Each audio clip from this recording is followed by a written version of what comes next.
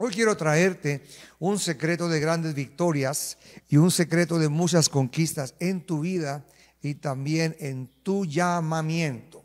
Yo quisiera que tú junto conmigo te acostumbraras de aquí en adelante a pensar en dos dimensiones.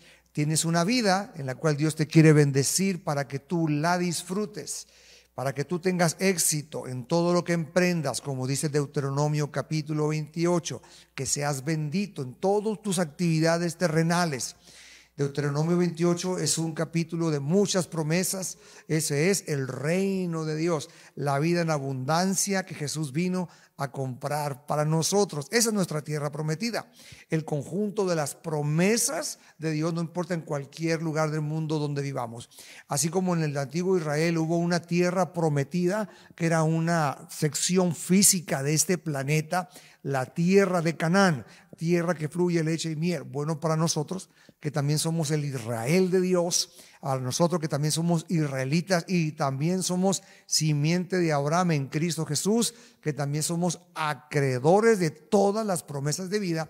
¿Cuál es nuestra tierra prometida? ¿Cómo aplicamos esa gran bendición de abundancia donde fluye leche y fluye miel y hay todo lo deseable? Bueno, para nosotros es el reino de Dios, porque hemos salido también de un Egipto y hemos pasado por un desierto y nos está preparando cada día para gozar más de la tierra prometida, que es el conjunto de las promesas de Dios para nosotros, promesas de victoria, promesas que tienen que ver con todas las áreas de tu vida. Ya no está condicionado a una tierra física, a una sección en este planeta del Medio Oriente.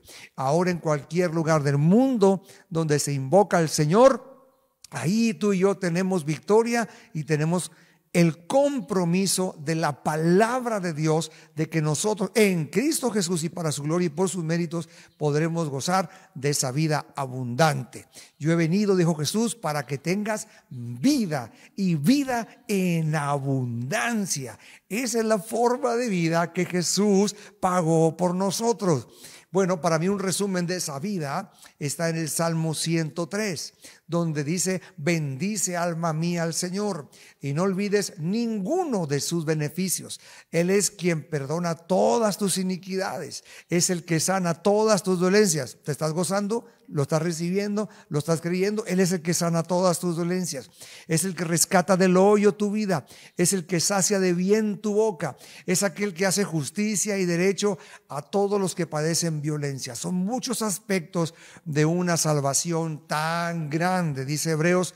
¿Y cómo escaparemos nosotros si descuidamos una salvación tan grande? Es amplia. Primeramente comienza con la necesidad más importante que tenemos: ser perdonados y tener una vida nueva en Cristo a través de la regeneración en el Espíritu Santo, el nacer de nuevo, el nuevo nacimiento. Pero al entrar por esa puerta de entrada tenemos seguridad eterna, aleluya, tenemos paz, tenemos fruto espiritual, tenemos amor verdadero, tenemos gozo y una vida de plenitud. No permita que el enemigo le haga bajar de ese nivel de victoria total. Depende de usted, depende de su fe, depende de su confianza, depende de su conocimiento de las Sagradas Escrituras.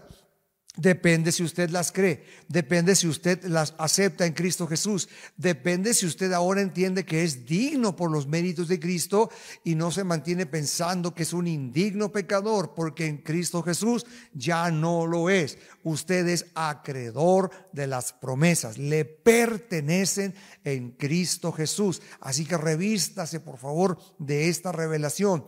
Pedía el apóstol Pablo en un pasaje de Efesios capítulo 1 que fuéramos llenos de sabiduría y de espíritu de revelación para saber lo que Dios nos ha concedido, para saber la gracia que nos salvó, para saber el poder que nos sostiene, para saber la herencia que tenemos en el Señor. Eres heredero. Y la vida eterna no es algo que solamente vas a disfrutar allá en el cielo. Acuérdate que la vida eterna es algo que ya se comienza a disfrutar aquí en la tierra. No es como algunos creen que cuando tú te mueras comenzarás a disfrutar la vida eterna.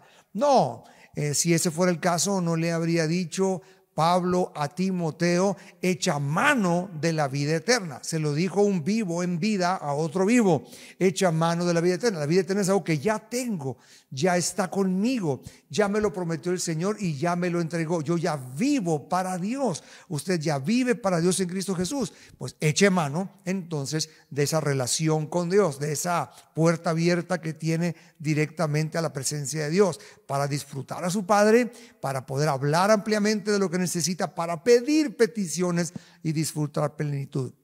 Pero sí quiero hablarle hoy de un punto muy importante que tiene que ver con el secreto de acceso. Secreto de acceso es la llave para que usted pueda tener una directa accesibilidad a los parabienes del reino de Dios. Ponga mucha atención. Esto se resume en una sola palabra: humildad. Humildad. Humildad significa reconocer que yo no debo tomar el lugar de Dios, ni siquiera en mis pensamientos, ni en mis decisiones, ni tampoco en el destino de mi vida, ni tampoco en decidir qué es lo que yo quiero, qué es lo que me conviene. Humildad significa escuchar a Dios y someterme a Dios. Humildad tiene un costo. Es poder decir lo que dijo el Señor Jesucristo.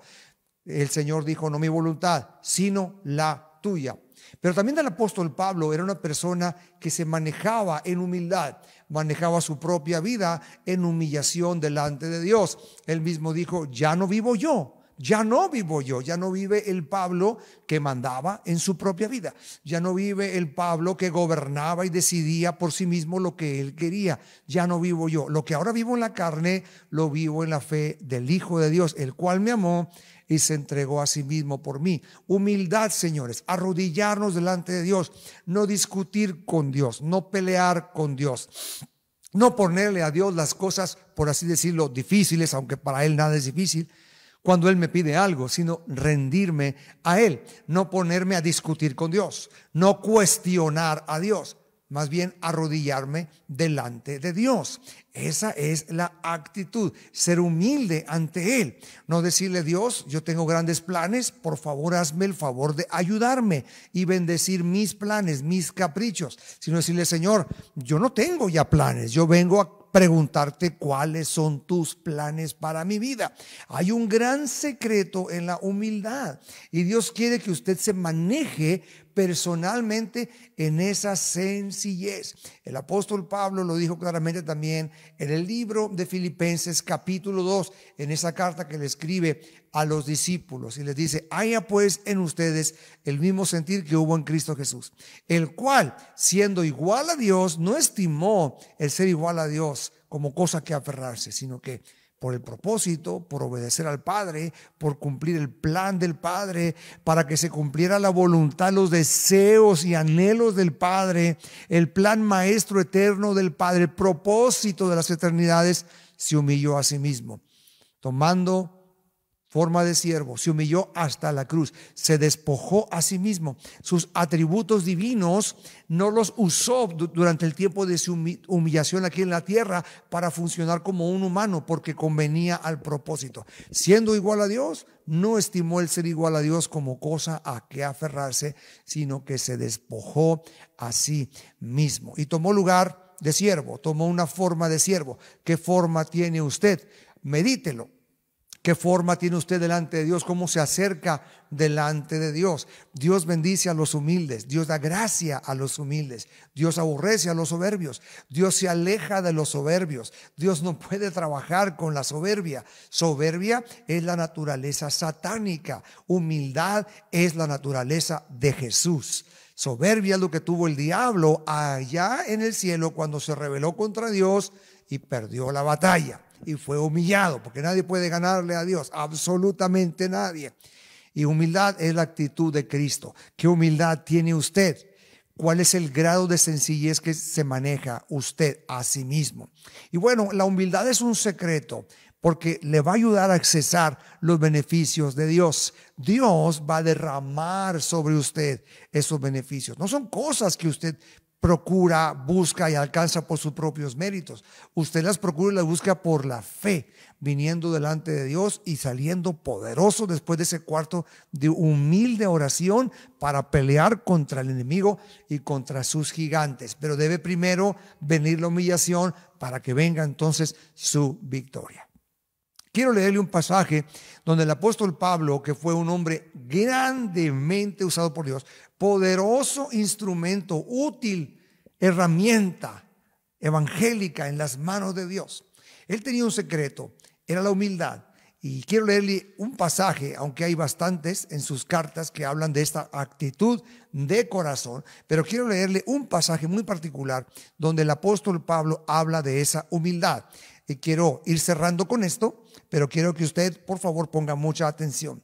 El ministerio de Pablo se registra en Primera de Timoteo, capítulo 1, 12. El ministerio de Pablo es descrito por él mismo en Primera de Timoteo 1:12 y versículos siguientes. El apóstol Pablo habla de su actitud ante Dios. Dice así: doy gracias al que me fortaleció. Vea cómo Pablo da gloria a Dios, da gracias a Dios, siempre reconoce a Dios. Dice: a Cristo Jesús nuestro Señor. Vea cómo le llama a Él. Es el Señor, es el que manda, es el que tiene el control, es al que le cedí las riendas de mi vida, porque me tuvo por fiel. Es decir, fue por su gracia. Él me vio con ojos de fidelidad, me vio con esperanza, me vio dándome una oportunidad, me tuvo por fiel poniéndome en el ministerio.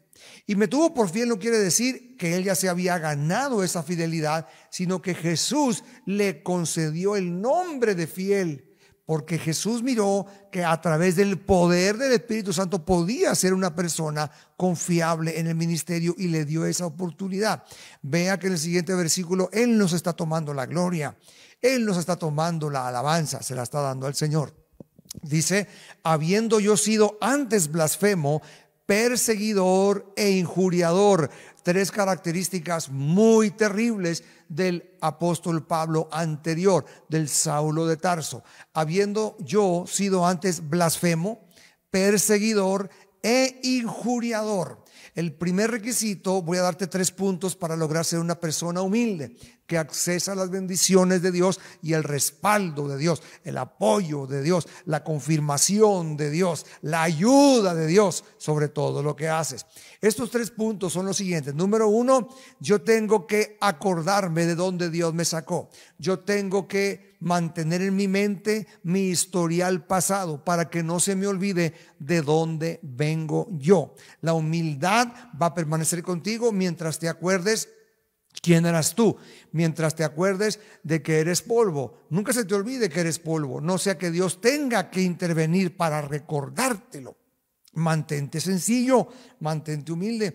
Dice Pablo: habiendo yo sido antes blasfemo, perseguidor e injuriador. Palabra clave: sido antes. ¿Quién fue usted antes? Manténgalo en mente. Mas fui recibido a misericordia, porque lo hice por ignorancia e incredulidad. Vea que Pablo tenía en mente que todo lo que él tenía era un regalo, era por misericordia. Usted va a bloquear las bendiciones mientras usted piense que todo lo merece, mientras usted piense que todo Dios tiene que hacerlo por usted. Casi se pone en el centro como Dios, para que Dios sea su criado, para que Dios sea su empleado, para que Dios sea su servidor. No, señores, nosotros sí recibimos ayuda de Dios, pero Él es el Señor. Él es el que manda, Él es el que gobierna, Él es el que dictamina y da las órdenes a nuestra vida. Por la gracia de nuestro Señor Jesucristo, que fue más abundante con la fe y el amor que es en Cristo Jesús. Estoy leyendo para todos Primera de Timoteo, capítulo 1. El versículo 15 nos da la otra clave para que podamos permanecer en sencillez y humildad para accesar los parabienes del reino. Dice: palabra fiel y digna de ser recibida por todos, que Cristo Jesús vino al mundo para salvar a los pecadores, de los cuales yo soy el primero. Atención, este segundo requisito o este segundo punto para permanecer humildes es que nosotros no nos comparemos con los demás sintiéndonos superiores, sino que nos consideremos también siervos de los demás. Vea que el apóstol Pablo dice, de todos los pecadores que existen, yo soy el primero. Tal vez esta escritura le esté extrañando mucho a usted y diga, ¿cómo es posible que el apóstol Pablo esté diciendo esto? Si él era un gran apóstol, si él era un gran cristiano, si él era un hombre lleno del Espíritu Santo, si él era un hombre que tenía una gran revelación, fue llevado al cielo, hablaba palabras suplemas, etcétera. ¿Por qué el apóstol Pablo dice que de los pecadores eres el primero? Porque él había crecido en humildad y consideraba su vida ya no como el que más merecía, sino el que menos merecía. Pero también en Cristo lo había recibido todo por gracia. Ya no lo consideraba que era por él. Comprendió que igual que todos los hombres, aunque era un hombre muy prominente en los círculos seculares, terrenales, él sabía que delante de Dios era un pecador igual que todos los demás. Yo recuerdo una ocasión aquí en la congregación central, traje una predicación y la comencé con esta pregunta. Algunos de ustedes, les dije a los hermanos que se congregan aquí en la iglesia, ¿algunos de ustedes sabe quién es la persona más pecadora en todo este recinto? Y pues muchos se miraron el uno al otro y les digo, yo creo que la persona más responsable y la persona más pecadora y la persona que más le debe al Señor soy yo, porque la Biblia dice que el que más sabe, más se le pide, o el que tiene más tiempo en Cristo, pues más se le va a pedir. Y yo creo que si yo tengo más tiempo que muchos de ustedes en la palabra, yo soy más responsable y he fallado más. Entonces yo tengo que reconocer que soy el primero para poderme poner debajo de todos y quiero ser siervo de todos. Ese es mi gozo. Entonces hay diferentes formas en que usted puede enfocar su propia vida. Considérese, como dice la palabra del Señor, un siervo de los demás. Dice el mismo apóstol Pablo en otro pasaje, considerando cada uno a los demás como superiores a él mismo. Si usted es un siervo, usted va a ayudar a las personas sin hacer diferencias y sin hacer miramientos. El apóstol Pablo, tan preparado, tan grande como era en lo secular, dice, de los pecadores yo soy el primero. Y sabes una cosa que me llama la atención, hay varias cartas que escribió el apóstol Pablo y usted puede poner la fecha y puede estudiar algún estudio en algún buen libro. De hecho, le recomiendo nuestro instituto bíblico. Pero el apóstol Pablo por fecha escribió las cartas. No viene necesariamente en nuestro Nuevo Testamento en ese orden. De hecho, si usted analiza el libro de los Hechos y el contenido de las cartas, y mirará que el orden cronológico es distinto al que tenemos en el orden de las cartas del Nuevo Testamento. Pero cuando usted analiza el contenido de las cartas, hay una donde Pablo dice, de los apóstoles, fíjese lo que le voy a decir, de los apóstoles yo soy el más pequeño. En otra carta posterior, pareciera que Pablo creció en humildad, porque dice, de todos los hermanos, yo soy el más pequeño. Y en esta carta posterior, dice Pablo, de todos los pecadores, yo soy el primero. Pareciera entonces que si Pablo se comparaba con los apóstoles, dice, en un momento de su vida, reconozco que todos los apóstoles yo tengo que aprender de ellos. Yo fui como un abortivo, Dios me tuvo al final, nada más por misericordia fui recogido. Soy el más pequeño de los apóstoles, pero todavía estaba en la categoría de los apóstoles. En otra carta posterior dice el apóstol Pablo, de todos los hermanos, de todos los cristianos, de toda la iglesia, yo soy el primero, el más pequeño de todos. Todavía, como quiera, estaba comparándose, sí, con los demás, pero estaba comparándose en el círculo de los santos, de los ya salvos. Y ahora Pablo amplifica su humildad. Ahora el apóstol Pablo se mira a sí mismo y se considera y entiende más a profundidad que todo lo que tiene únicamente es por gracia. Eso se llama humillación, señores. Y en este pasaje tan hermoso dice, de los pecadores, yo soy el primero. De toda la gente que ha pecado, yo creo que yo soy el primero. Soy el que más responsable fue ante el Señor. Y entonces en ese crecimiento de humildad, Dios respaldaba más a Pablo. Dios bendecía más a Pablo, porque Pablo dependía más de Dios. Qué importante que usted y yo crezcamos en humildad, no en grandiosidad. Tenga mucho cuidado porque engañoso es el corazón más que todas las cosas. Cuidado con la carne, que se comienza a molestar cuando no lo alaban, que se comienza a molestar cuando no le cantan, que se comienza a molestar cuando no le dicen halagos. Cuidado con la carne, manténgala a raya, manténgase en el espíritu, manténgase vivo espiritualmente, dando gloria a Dios. Finalmente, punto número siguiente, dice el apóstol Pablo: pero por esto fui recibido a misericordia, para que Jesucristo mostrara en mí el primero toda su clemencia, para dar ejemplo de los que habrían de creer en él para vida eterna. Versículo 17. Por tanto, al Rey de los siglos, oh, qué hermoso cuando el apóstol Pablo se pone en una dimensión de alabarse y humillarse. El grande Pablo humillado delante de Dios. Al Rey de los siglos, inmortal, invisible, al único y sabio Dios, sea honor y gloria por todos los siglos. Dice: lo único que me ha hecho a mí valioso es que Él me puso para ejemplo. Y qué lindo cuando entendemos estas cosas, amados hermanos. Cuando nosotros entendemos que solamente el Señor nos tuvo misericordia para mostrar en nosotros su poder. No porque éramos grandes, sino porque éramos pequeños. Esto me recuerda mucho esas palabras de Pablo donde dice: me levantó Dios para ejemplo. Punto número 3, entender de que lo que Dios me dio es para mostrar su misericordia y para que yo sea instrumento. No para reconocer que yo ya era un poderoso, un sabio, un grande. No, gloríese esto, dice la Biblia, el que se debe de gloriar, en conocerme, en servirme, en agradarme. No se gloríe el sabio en su sabiduría, no se gloríe el fuerte en su fortaleza, no se gloríe nadie en lo que tiene. El que se gloría, gloríese en el Señor. Ni siquiera Pablo permite que al que hace buenas obras se gloríe de las buenas obras. Dice que somos salvos no por obras, precisamente para que no tomemos gloria. El día que lleguemos a la presencia del Señor, ninguno de nosotros podrá decir: Señor, déjame entrar, porque fui muy bueno, porque fui muy justo, porque fui muy poderoso, porque fui muy inteligente. Señor, déjame entrar a tu gloria, porque no fui tan malo como mi primo, no hice cosas tan malas como mi hermano. No, lo único que nos da acceso al cielo, porque todos hemos pecado y todos habíamos estado destituidos, éramos destituidos todos como raza de la gracia de Dios. ¿Por qué? Por nuestro pecado. Lo único que nos da acceso es la sangre de Cristo, y solamente por Él podremos llegar, y al llegar allá todos le daremos únicamente gloria a Él. Allá no habrá gloria del hombre, allá no habrá alabanza del hombre. Aún Jesús dijo a los obreros cristianos que habían hecho muy buenas obras, que nunca debían de decir: lo hicimos porque fue algo grande, sino que: Señor, somos siervos inútiles, porque hicimos únicamente lo que nos correspondía hacer.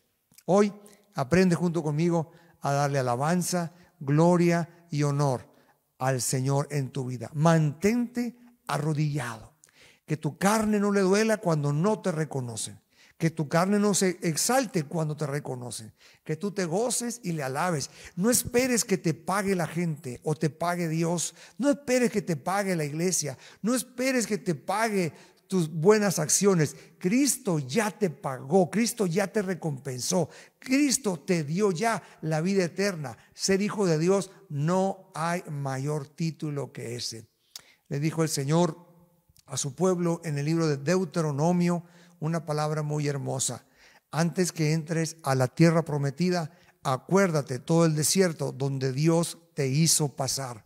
Un desierto lleno de serpientes, un desierto ardiente, un desierto donde sufriste calor, pero Dios ahí estuvo contigo. Pero me gusta una palabra que les dice en el capítulo 8: no por ser ustedes un pueblo más importante que los demás es que Jehová os escogió, sino precisamente porque eran el pueblo más insignificante, y Él los escogió para mostrar en ustedes su poder y para hacerle un pueblo especial y para mostrar a los demás quién es el Dios de ese pueblo. Amén. Mantente sencillo, mantente humilde, mantente lleno de Dios. Posiblemente por eso estaba bloqueado tu milagro, por eso estaba bloqueada la bendición, posiblemente por eso estaba bloqueada la unción sobre tu vida, porque tú pensabas que todo era por ti. Acuérdate, todo es por el Señor, ¿no?